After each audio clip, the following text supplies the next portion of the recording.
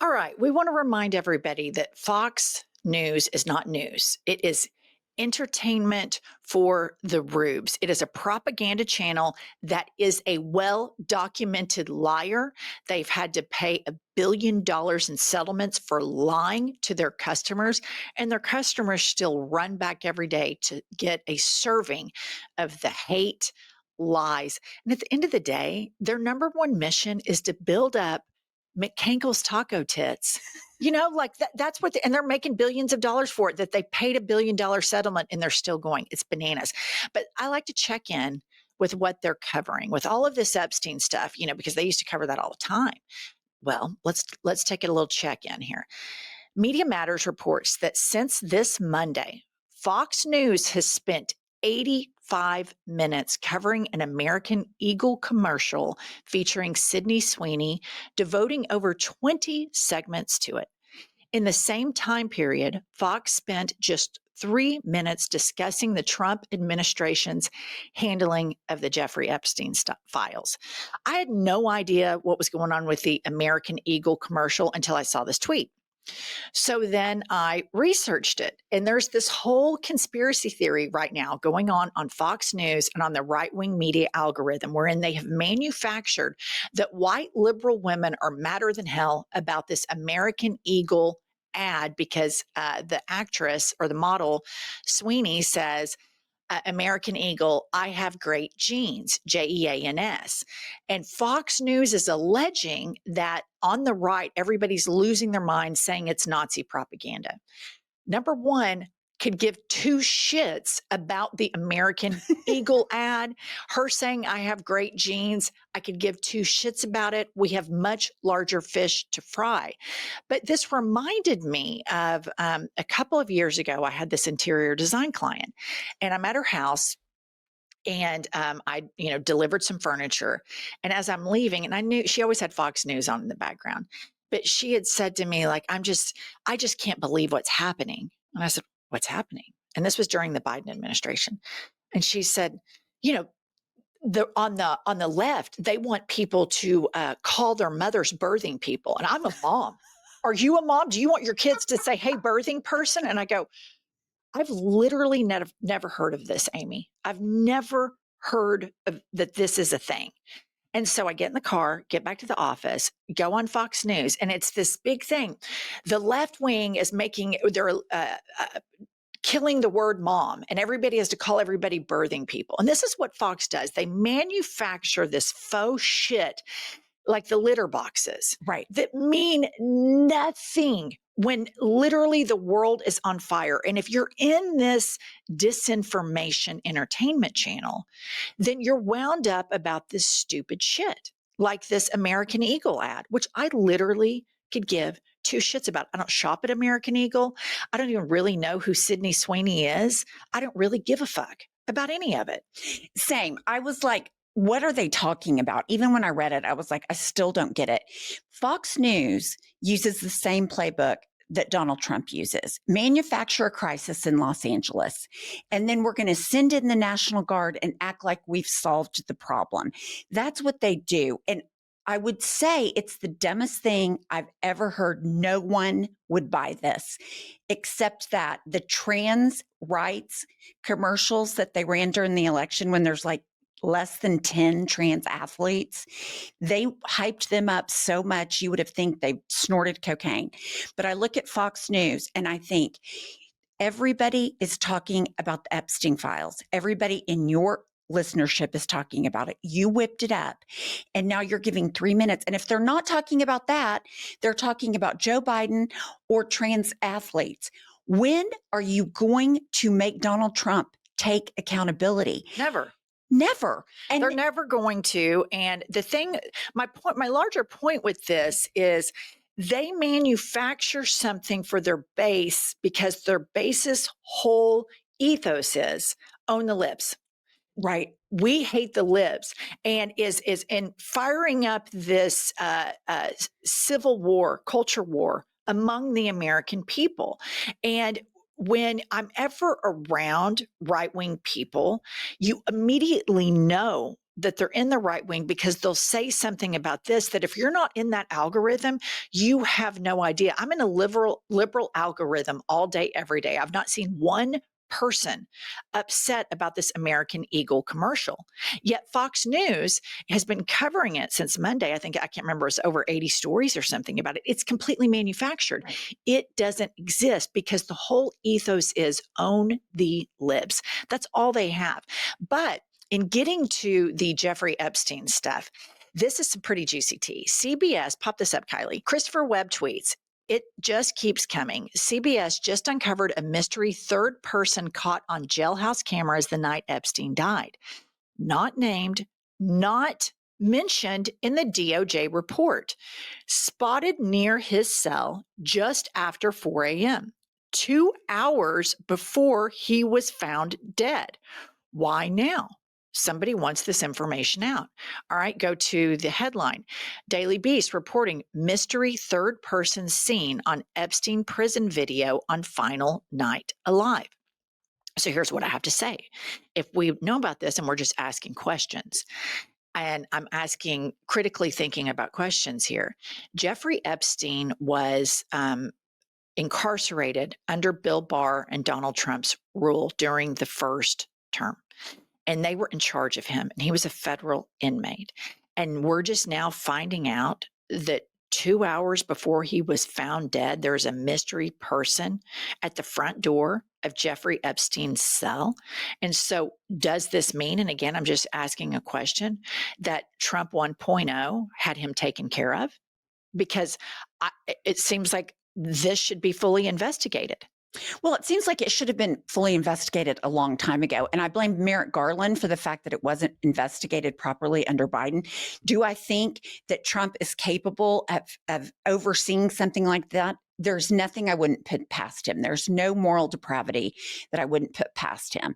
But I see this and I think, we're going on, we're going on 3 weeks of we've changed the metadata. Now we have this new person.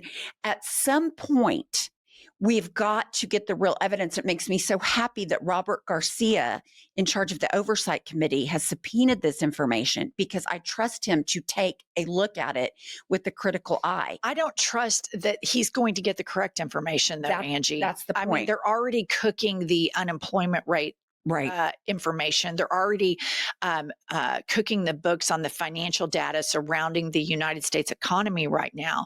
I think it's very telling that Moses Mike Johnson closed down Congress for well over a month. And it seems to me like that's just allowing everybody at DOJ time to cook the books, to manufacture evidence. And they 100 million% will do this because we know that Donald Trump, before he was ever in politics, would call reporters and lie and say that he was some other person to give favorable news stories about himself. But the journalists recognized immediately that was Donald Trump's voice. This man is a pathological liar. But it gets worse. Here's more tea on this. Okay, the journalist Wolf reports, now Epstein's explanation for why his friendship ended is as follows. In 2004, Epstein believed himself to be a high bidder on a piece of real estate in Palm Beach, a house. His bid was $36 million. He took his friend Donald Trump around to see the house to advise him on how to move the swimming pool. Trump thereupon went around Epstein's back and bid $40 million for the house and got the property. Epstein, who was well acquainted and in fact deeply involved with Trump's scattered finances, understood that Trump didn't have $40 million to pay for this house. Now, if that was the case, it was someone else's $40 million. At the time, Epstein believed this to be the $40 million of a Russian oligarch by the name of Rybolovlev. Less than 2 years later, this same house that Trump had bought for $40 million was sold for $95 million. And in fact, it was sold to the Russian oligarch, Mr. Rybolovlev.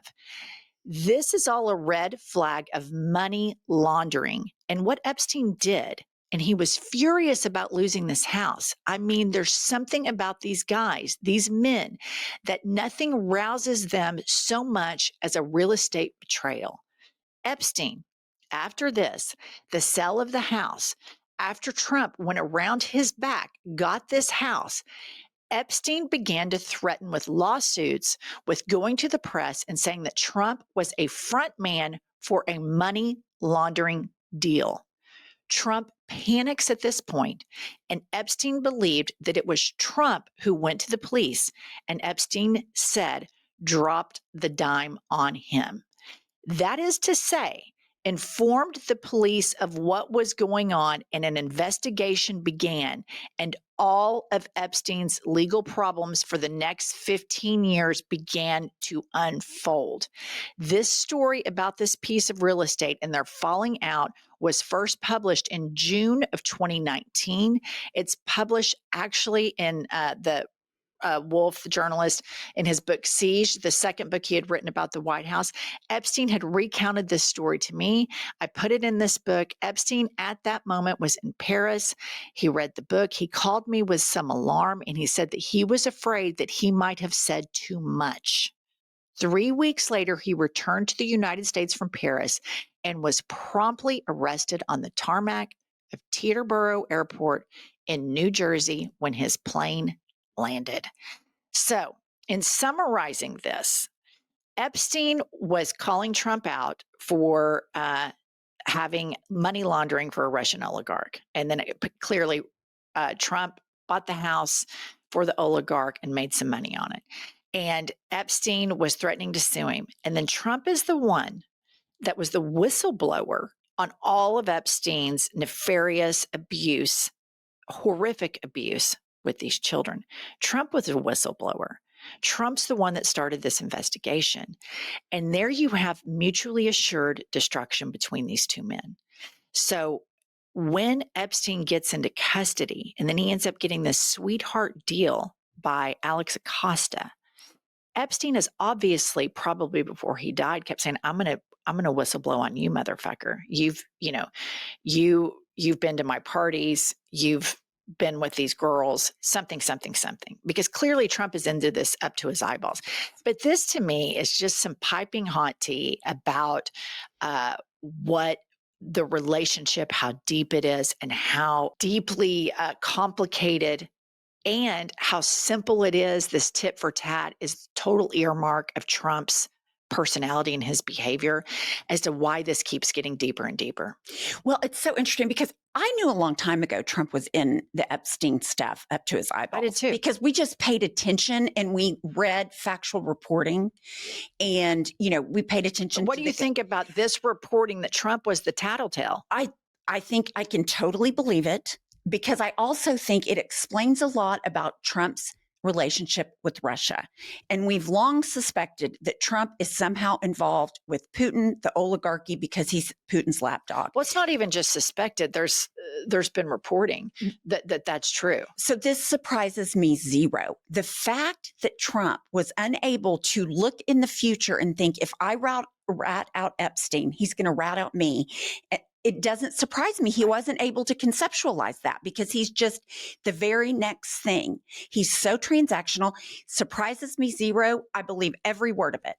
Okay, so now that all of this is going down, if you get in outside of the Fox entertainment hate channel, and that's what it is. They manufacture hate for hateful people all day, every day. It is a channel for hateful people.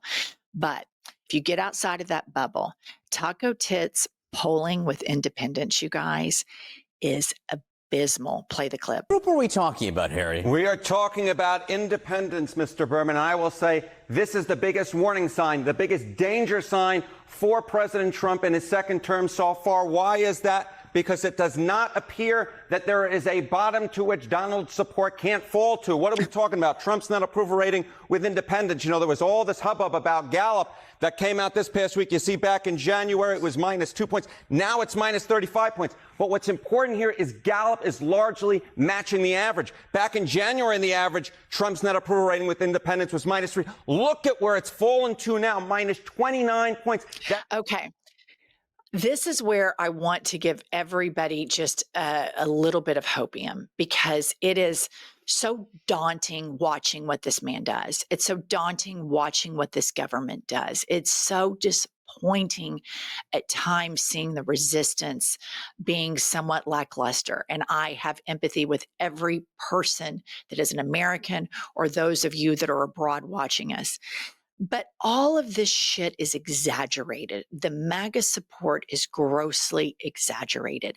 Now that people are reminded, people that don't follow the news cycle all the time, they are reminded of just how breathtakingly incompetent and dementia ridden and horrific this man is. He is so underwater and continues to be so.